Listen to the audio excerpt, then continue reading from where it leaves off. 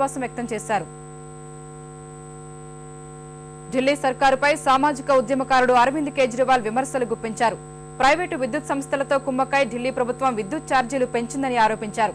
అటు కేజ్రీవాల్ వ్యాఖ్యలపై మండిపడ్డ ముఖ్యమంత్రి షీలా దీక్షిత్ ఆయన బృందం దేశ రాజధానిలో అరాచకాలు సృష్టిస్తోందని మండిపడ్డారు.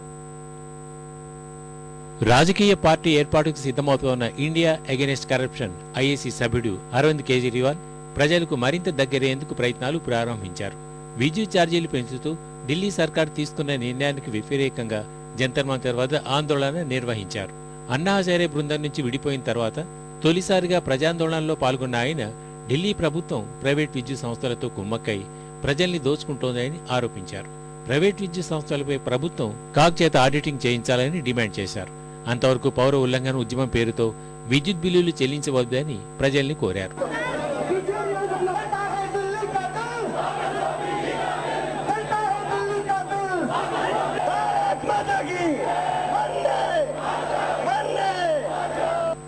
इन्होंने दिल्ली में बिजली कंपनियों को 2000 करोड़ रुपए की सरकारी जमीन 2000 करोड़ रुपए की 1 रुपए प्रति महीने के किराए पे दे रखी है। 1 रुपए महीने।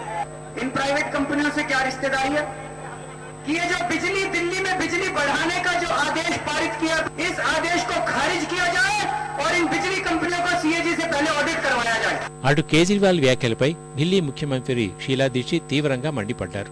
కేజ్రీవాల్ బృందం దేశ రాజధానిలో అరాచకం సృష్టిస్తోందని ధ్వజమెత్తారు. कर रहे हैं या अराजकता फैला रहे हैं। बिजली के बिल जो नहीं देंगे वो बिजली के बिल उनको न देने का भुगतना पड़ेगा। తమ బృందం నిజాయితీగా పనిచేస్తే మరో 3-4 నెలల్లో అన్నా హజారే తమ వెంట వస్తారని కేజ్రీవాల్ ధీమా వ్యక్తం చేశారు. హజారేను తమ నుంచి ఎవరూ వేరు చేయలేరని స్పష్టం చేశారు.